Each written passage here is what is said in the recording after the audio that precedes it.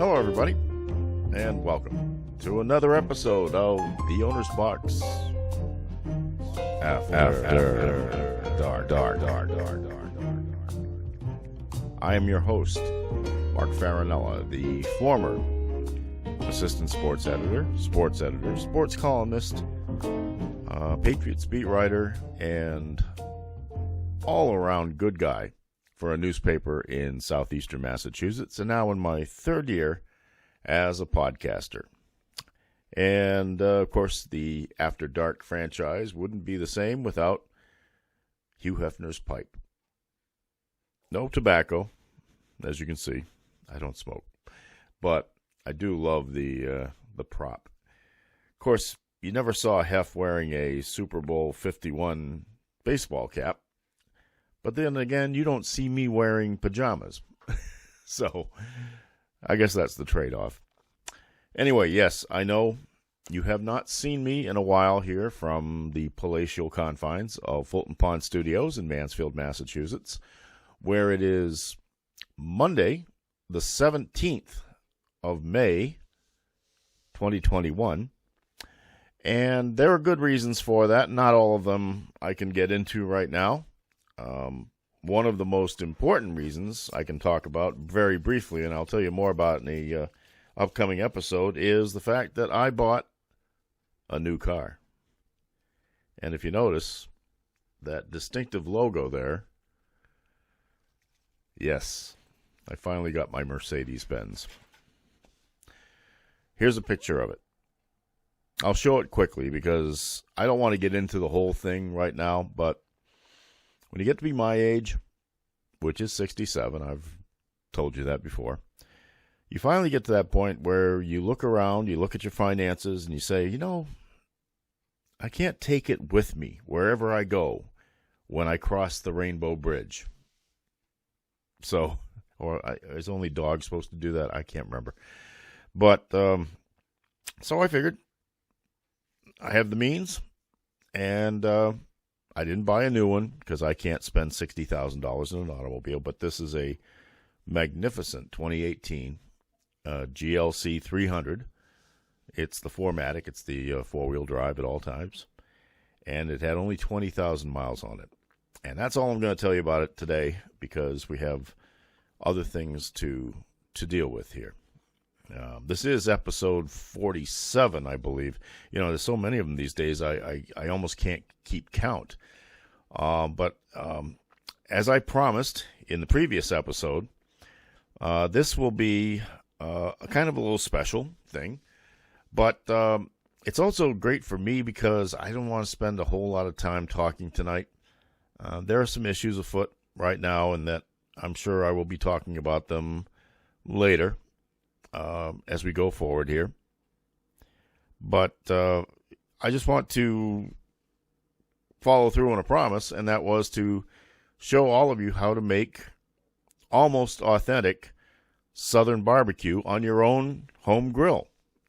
Remember I told you I was going to do that, and yes, indeed, through the magic of pre-recorded material, thanks to my iPhone, I will be able to show you that process tonight. I mentioned before, and I'll mention it again, the genesis of this whole idea came from when I was in my early years, probably from memory serving, eating this kind of barbecue from maybe when I was about 10 until maybe 13, 14 years of age. And then, of course, when I hit high school, I didn't go to Florida. My mother is from Florida. I've mentioned that before. And my dad and my mother and I would all go down to Florida once a year, usually in April. And we would visit my grandparents down there. And, of course, we would partake in the local, whatever local amenities that Central Florida had to offer in the 1960s. Entirely different place than it is now, let me tell you. In fact, not necessarily better in a lot of ways. Well, but then again, you take Florida right now, and they're run by an idiot. You know, the state is run by a complete idiot, Ron DeSantis. And There was a Bugs Bunny cartoon years ago where Bugs just sawed off Florida from the Panhandle all the way to Jacksonville and pushed it out into the ocean. I would not say that's a bad idea these days, but I digress. The good thing, one of the many good things about my trips down there was that my father and I would go to this little barbecue shack on the outskirts of East Williston, which was the other side of the tracks, so to speak. And in the 1960s, what that meant was it was the side where the black people lived and the white people didn't live. And if you were a couple of northerners like us, we didn't care about matters like that. But the folks who lived down there did, and that's why things were like that then. And there's probably still some of that lingering here, 2021.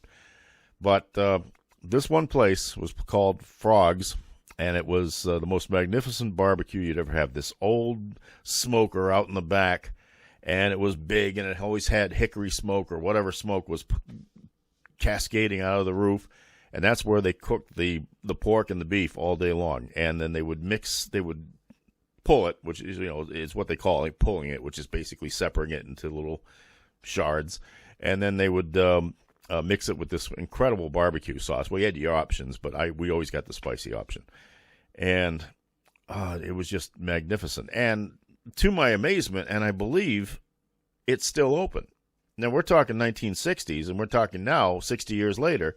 And obviously, maybe different ownerships, but the name is the same and the process is the same. The last time I was down there was about 3 years ago. And I did stop by, and yes, I got a sandwich, and yes, it tasted exactly the same as it did when I was 8, 9, 10 years old. And boy, I tell you. And the funny thing is, that little part of East Williston, even though the highway is now a 4-lane highway instead of a 2-lane highway, it's US 27 that heads towards Ocala. It still kind of looks the same. It hasn't grown up in that area yet because, well, there's a lot of space in Florida, a lot more space than there is around here. And I guess it just developed out the other direction. Mm-hmm. Maybe a racist connotation there too, I suppose, but thank God I don't live there. I don't have to deal with it, but I do love the barbecue. And my thanks to the folks who founded that place and who may be running it today. I don't know who they are, but they have still done a magnificent place. If you're ever in Williston, Florida, which is in the smack dab in the middle of kind of north-central Florida, not too far north. It's about 100 miles north of Orlando. 100 miles south of Jacksonville, and about 80 or 90 miles to the east of Tampa.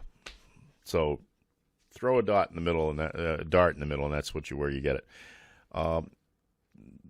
Intersections of US 41 and US 27. You take US 27 heading towards Ocala, and about a mile after you see the city limit sign, look on your left-hand side of the highway, and you will see Frogs.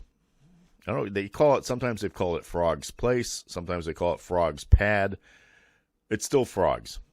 And they make great barbecue, and it's not out of frogs. Anyway, I spent most of my adult life trying to find a way to make that flavor myself. And yet, I'm too lazy to buy a smoker. I'm too lazy to buy those things that you can cook beef and pork in for like 25 hours before you finally get to eat it. I'm impatient in that regard. I want to put it on the grill, and in a reasonable amount of time, I want to be stuffing it into my face. So as a result, I've searched and searched and searched, and as I mentioned to you, I finally found a barbecue sauce that I thought really did the trick, and I found a method of doing it. And so now, without talking anymore, because I've went through this story before, all you have to do is scroll back a few episodes and you'll find that story. But I'm going to show you how I do it. And I'm going to start right off the bat with just showing you the raw materials. And I hope this video came out okay. I looked at some of it and it looks fine, but I've got to edit it now and put it all together, and we'll see if it actually does work. This, ladies and gentlemen, is how you make Mark Farinella's Airsat's Southern Pork Barbecue for sandwiches.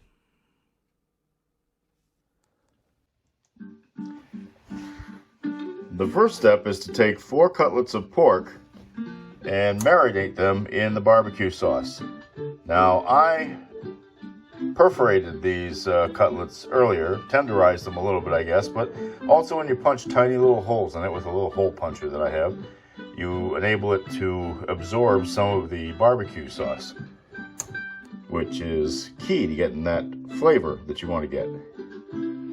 The next step is to put these things on a preheated grill right there.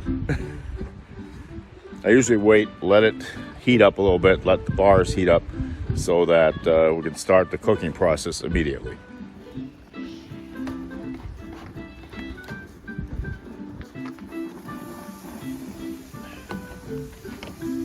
It's a little windy today, so I don't think things have heated up as much as they normally would, but that's okay, it'll cook the way it should. I got 4 of these things. I usually cook them anywhere between 20 minutes, maybe 15. It depends on how thick they are and how fast I can see them cooking. Now, I've got the heat on high right now, although ever since I got this new tank of gas, it really doesn't seem to be coming out of the tank as fast as it used to. But so we will set a timer for about 4 minutes, and I'll turn them every 4 minutes until I'm getting a pretty good feeling. And I also use what's left of the barbecue sauce that they marinated in, and I will take that and I will basically brush that on each one as I turn.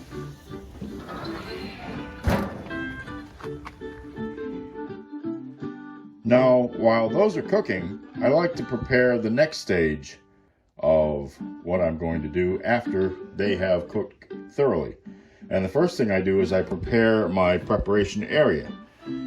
You may see the 2 sheets of aluminum foil. That's what I use for the second stage of cooking. I take what I'll chop up what I'm doing, and I'll put it right there, cover it up, and then put barbecue sauce in it beforehand. And then I'll go out there and cook it a little longer with the barbecue sauce infused into it.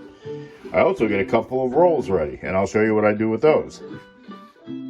I use fresh, bulky rolls because they're large and they will enable you to pile a lot of beef or pork, whichever you prefer to use, into them without them dripping too much. But here's a little trick.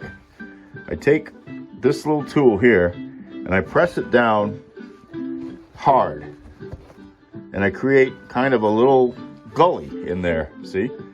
An indentation, so that when I'm putting the pork in there,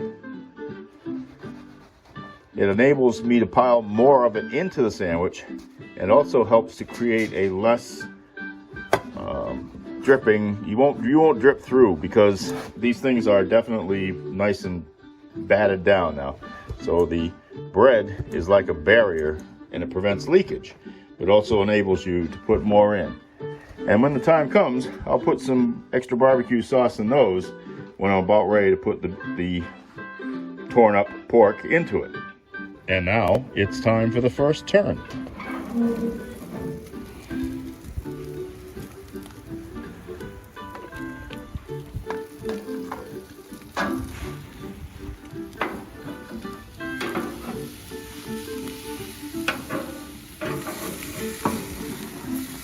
As you can see, they're already getting a nice little striping. That's good. But we want to make sure that they are totally infused with the barbecue sauce. So here's what I do. I put more of it on top of each one.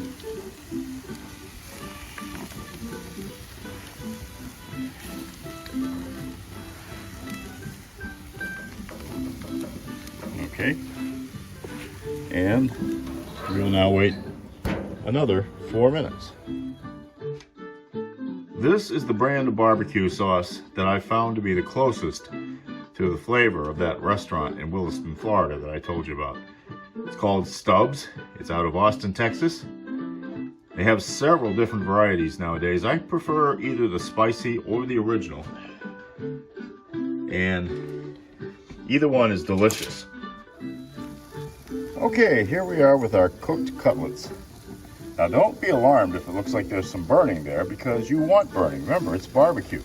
You want to have that nice charcoaly flavor involved somewhere, but just don't overcook them. So we're ready for the next step, which is to put them on a plate and take them inside.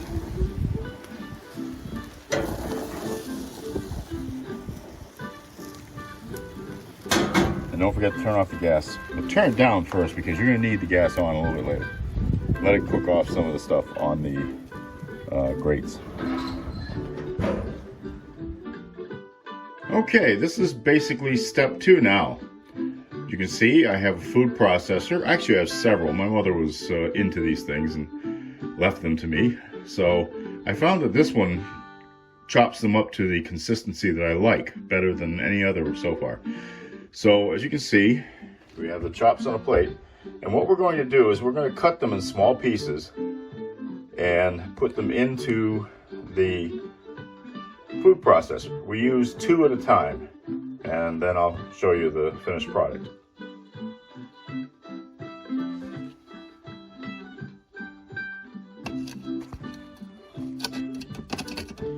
Well, trust me, it falls down inside there when I help it. Don't have that many hands right now. Okay, there you have it. 2 chopped up cutlets are inside the food processor. Now we will put the top on it.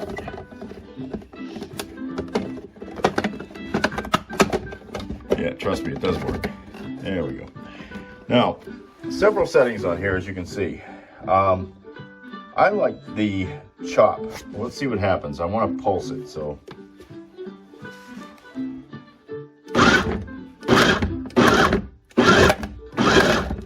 Check it every now and then to make sure that I'm not over doing it. Yeah, we have to do it some more.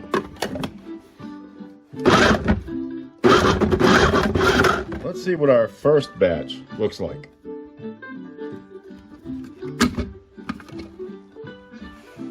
There we go. I see it's chopped up in small pieces, but it's also got chunks, and I like the chunks because that makes you feel like you're chewing something. All this will cook a little bit more inside aluminum foil, and I'll show you how that's done. Well, first you pour out what you have onto the aluminum foil.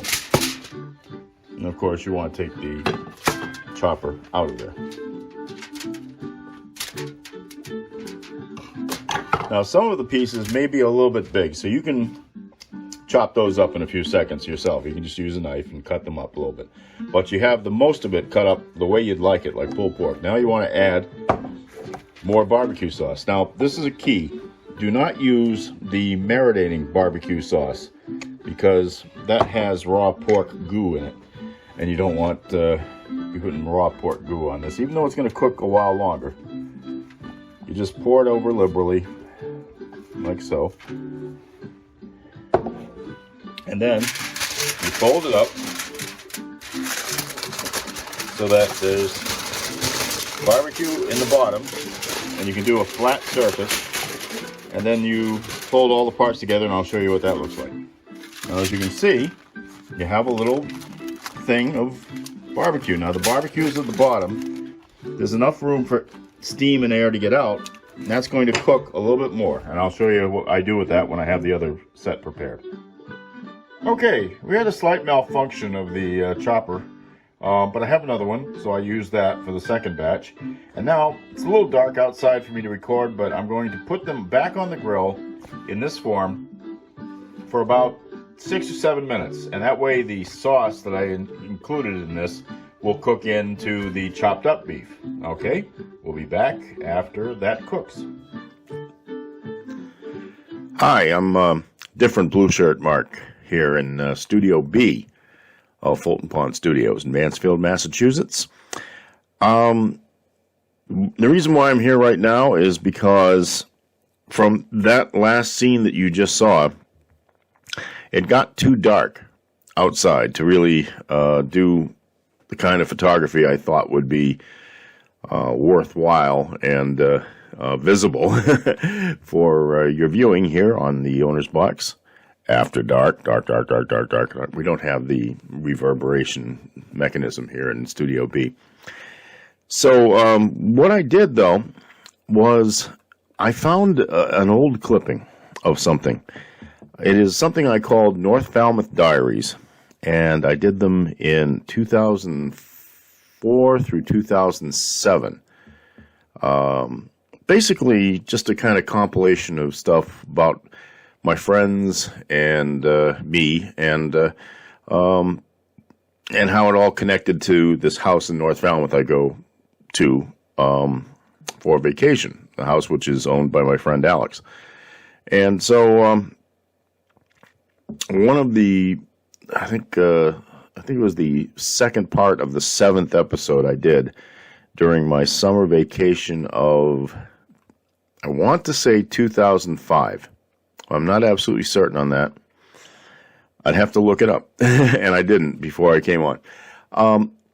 It is me basically doing the same thing that I'm doing in this episode, basically cooking and explaining how to make that Southern barbecue. So I found the last step, which I could not show you because of the bad lighting that I had for this particular segment.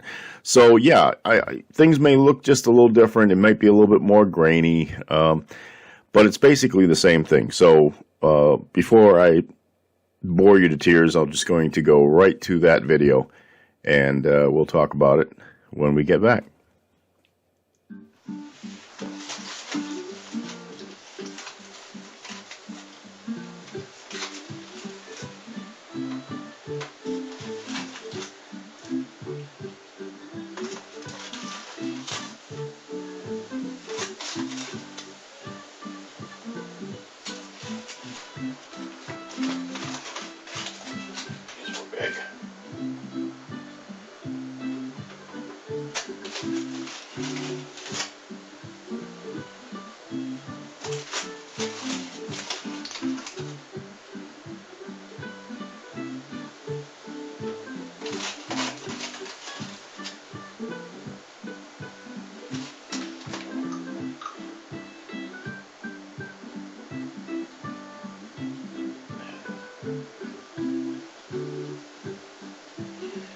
Have it, ladies and gentlemen, about as close as I can get to authentic Southern pit barbecue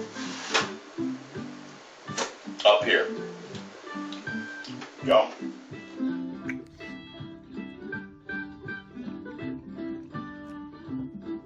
Now that is good eating, as they say. Yum. And there you have it. As close as I could get to making authentic Southern pork barbecue here, nowhere near the South. If you want to try it, go right ahead. It's pretty easy, and there's no added ingredients. I don't throw anything special in there. It's simple. You get pork, you get that barbecue sauce, and if you don't like that barbecue sauce, try any kind you like. But the whole ideas are still the same. You marinate, and then you cook it on the grill, and you make sure it's covered with it, and do all those things. And I hope you'll enjoy it. And if you don't, well, don't blame me. I mean, after all, it's your choice whether you do it or not. After this break, we'll be back to just have a few final thoughts for this episode. So stand by, please.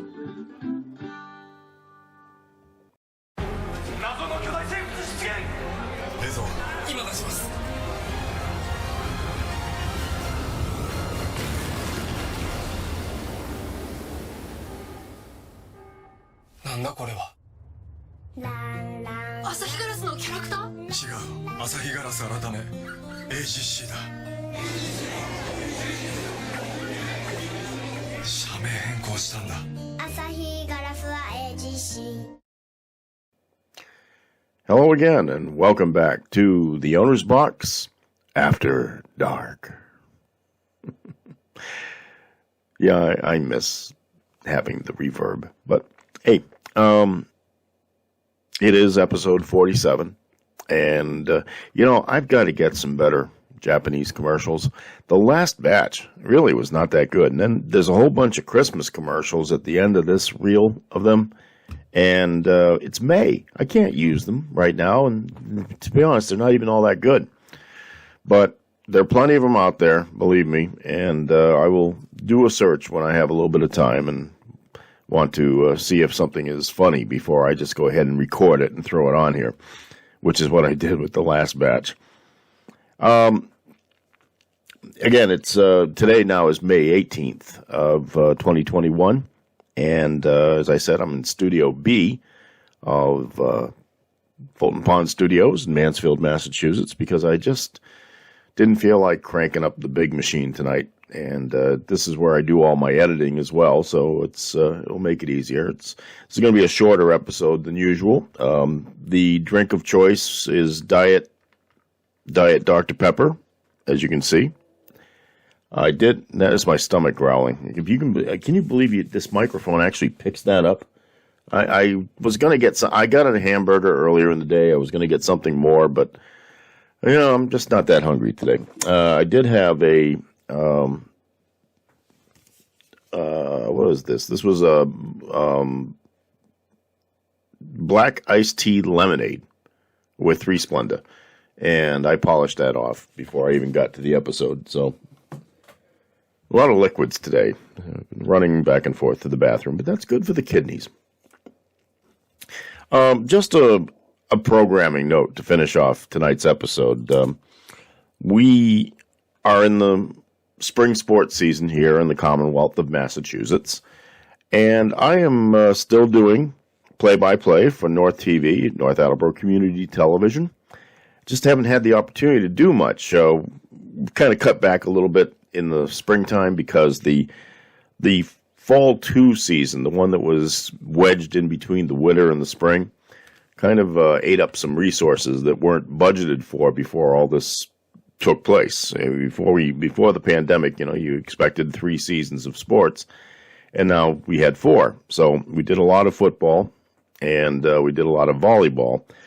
And so as a result, we're not doing quite as much in this springtime, but I'm sure things will hopefully get back to normal now that the Commonwealth is on a footing to restore everything to normal coming on May 29th.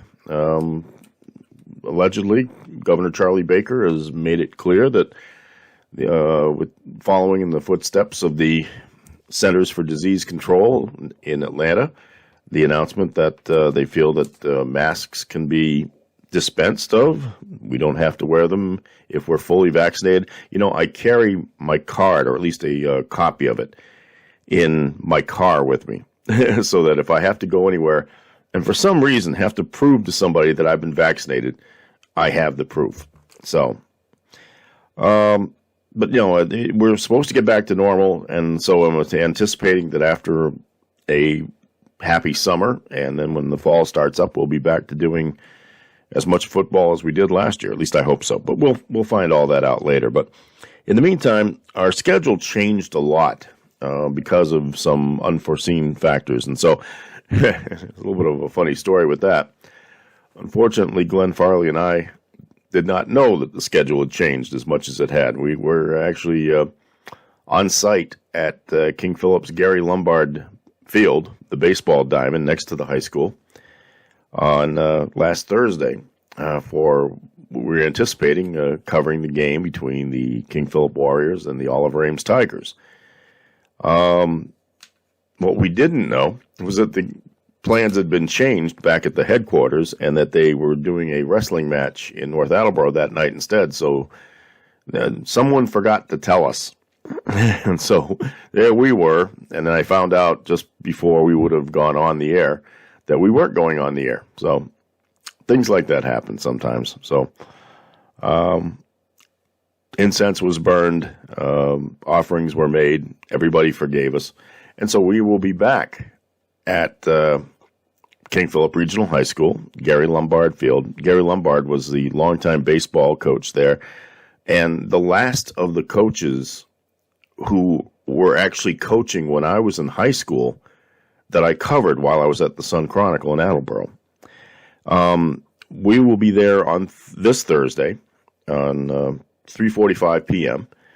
to watch the Warriors, who are now 2-4 and a little bit of a slump in the last two games. They will be playing Sharon in what is essentially a non-league game, even though they're both in the Hockomock League. They are in different divisions. So this is a one-meeting-only game. In the springtime, they've managed to restore close to a normal schedule. They have a 14-game schedule, which is something that none of the other season sports were able to achieve, except the Mansfield basketball team that ended up playing 16 games because Mike Vaughn would schedule anybody at any time, and he did, and it was great to follow it.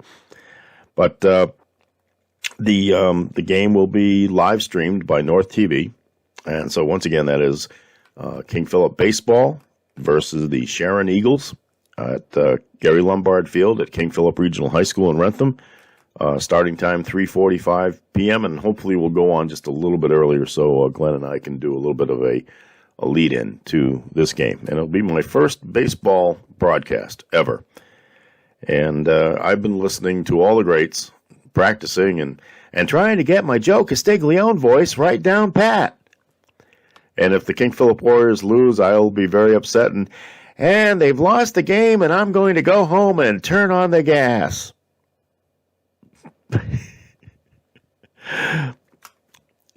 Quick story. Years ago, Glenn Farley and I were pulling out of the parking lot at Gillette Stadium after a training camp practice. And we both turned on our cars, turned on the radios. The Red Sox were on, and the Red Sox, they were losing. They rallied in the bottom of the ninth, but could not win the game. And Joe Castiglione, the longtime voice of the Red Sox on the radio and a member of their team, the team's Hall of Fame, just sounded like somebody had shot his dog.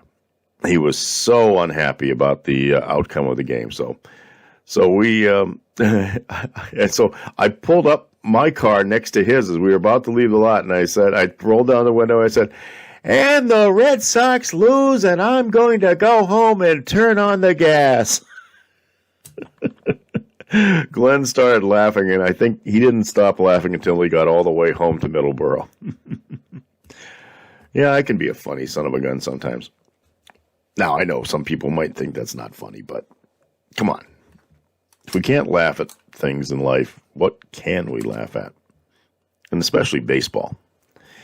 So that's the baseball game we're going to be doing, and then we were supposed to be doing a softball game on Thursday, but that has changed, and now we will be doing a softball game on Wednesday, June 2nd, and that will be the King Philip Warriors, currently undefeated at 6-0.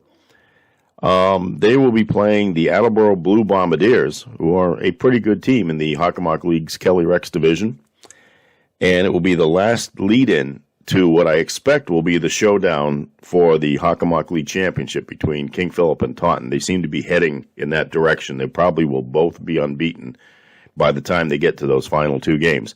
But in the meantime, this game against Attleboro will be at the Plainville Athletic League complex, as all of the King Philip softball games are. Again, it'll be 3:45 p.m. on Wednesday, June 2nd. Glenn and I will be doing it live over North TV, and from all indications, that could be a very good game instead of the 5-inning mercy rule games that King Philip seems to be involved in lately. They can hit the ball. They really can hit the ball. So those are the two games. I lost a volleyball game in the process. Glenn actually did one with Paul Healy of Attleboro Cable. Came in and pinch hit for me because it was kind of a short notice situation, and I have a kind of a personal situation going on here as well, which I will tell you folks about in a future episode of the Owner's Box After Dark. But so those are the two games left on our schedule this year, and then in this athletic year. And hopefully, as I said, once we get to September, we'll be hopefully back on the road again, covering the KP Warriors as much as humanly possible. But again, that'll be all up to the folks at North TV, and I know that they'd like to get back to normal too. Believe me, it's been a tough run on everybody throughout this pandemic, and and you just want to make sure that you are able to go back to presenting things. Now, will we be able to do games live again? I don't know. We just recently did a episode of what they call Up for Discussion. It's one of their talk shows on North TV, and one of the topics was whether we felt that we could do live streaming high school sports again, because in the past, the Massachusetts Interscholastic Athletic Association has objected to doing live television in high school sports because it cuts into the gate, or at least that was the premise. They say it cuts down on the potential for attendance at the games, and therefore some of the revenue streams that are there for the athletic directors dry up and aren't there anymore because fans are sitting at home watching on television. And I'll tell you a classic example of where this takes place. The high school Super Bowls, the football Super Bowls here in Massachusetts, the 6 games that are played on the Saturday are televised over, I can't remember which one of the channels it is, but it's on TV by Kraft Sports Productions because it's at Gillette Stadium. So the Kraft folks find this is another avenue for promoting things and promoting Patriot Place and some of the other sponsors that are hooked in with the Patriots. So as a result, why go sit in the stands in December when it could be 20 degrees and snowing, and it doesn't cost to park there and the tickets aren't that expensive. But if there's an opportunity to go sit at home and drink a beer and eat a burger when you can't have beer at a high school game, a lot of people take that opportunity. So it does cut into the gate for what would be championship games. Remember, this isn't Texas. In other parts of the country, the championship games fill major stadiums. Here in Massachusetts, we have a 68,000-seat stadium in Foxborough where they have 6 of the 8 championship games anyway. And I think they managed to squeeze the other 2 on the Friday night in there as well. And unfortunately, you're lucky if you get 10,000 people in that place. So that's been the MIAA's tack for all this time. They objected to live telecasting, but because in the pandemic, people could not go to the games, well, they had to find a way to keep interest in high school sports alive, so they kind of looked the other way and let all the cable systems do it. And the schools started getting on top of this too, and they would use what we call the Huddle camera, HUDL. It's an outfit, produces high school sports videos and stuff like that. And they give the schools a little remotely operated camera that they can hang at the top of the gymnasium, and you can pan it and scan it from another room somewhere. And a lot of schools just use that. So I saw a lot of basketball games this year, which were done by Huddle cameras, which, you couldn't zoom in on the players, and you couldn't choose the shots. You just could only go one way and the other way and the other way, and the kids were so far away that you couldn't see the numbers on their uniforms, so you had no idea who they were. They didn't have announcers, in the most part, and so I would like to think that people who love high school sports, especially older folks that can't get out, would like to have the opportunity to see more games. And, of course, and I also think that an outfit like us, North TV, or some of the other local cable access operations around here, who do have announcers and whose announcers make an effort, present a pretty good package. I mean, it's fun to look back at yourself on television and say, hey, that was me when I was young and didn't weigh 500 pounds. I just don't know what the future holds for that. When I first started doing this a couple of years ago, everything we did was for future broadcasts. So all of the games we did in the 2019 season were recorded and then edited at the studio and then presented on a recurring basis to a limited audience. But this past year, in all these games that we did, a lot of them were just, when they were live streamed, and they went out immediately over northtv.net, And people all over the country, yet all over the world, could actually watch these. I had people in Mansfield who are watching the Mansfield Cable Access basketball games tell me that their kids who are vacationing in Aruba were watching the basketball games. You'd think there'd be better things to do in Aruba, but you know what? If they want to watch the basketball games, I'm happy. At one of the King Philip volleyball games that Alex Salaki and I did, we were told that by a parent that her parents, who were in England, were watching our live broadcast, and was very happy that she had the opportunity to tell us that. And I think that's pretty cool. I really do. So I don't know what the future holds, but we'll find out, and we'll see if anything changes in the interim. But in the meantime, I'm hoping that we'll be back to doing a lot of football on North TV come the fall. It's second down, so let's see if they can do what they really want to do and put a touchdown on the scoreboard and win this ball game. Again, Grant will be behind center. Takes the snap in a moment. Gets it now. Looks to pass. Clancy gets it up in the air for Clancy. He has it. It is a touchdown. Clancy fought off the defender and scores the go-ahead touchdown for the King Philip Warriors with 1:08 left to go in this contest. Wow, what a bit of concentration by Clancy. There are no flags. No flags. That is a score, folks, and it's 13-10. The King Philip Warriors now with Matt Kelly coming out to kick the extra point. And so that's about it for tonight. I know this is going to be a shorter than usual episode, which probably comes as a relief to some of you who have had to sit through some of my 70-minute ones. But I think those are good. Of course I do. Again, like I said, there's going to be some news that I'm going to reveal to you soon. It's a little tragic event, not in my life. I mean, nothing happened to me, but you'll find out what it is, and it'll be my next episode, and I hope it will be a nice tribute to someone. But in the meantime, I just want to remind you all that even though it looks like we are practically out of the woods here on the pandemic, I want you to use some common sense. I get into these arguments every now and then with people on a former local news, a former employer's website, actually, my old newspaper's website.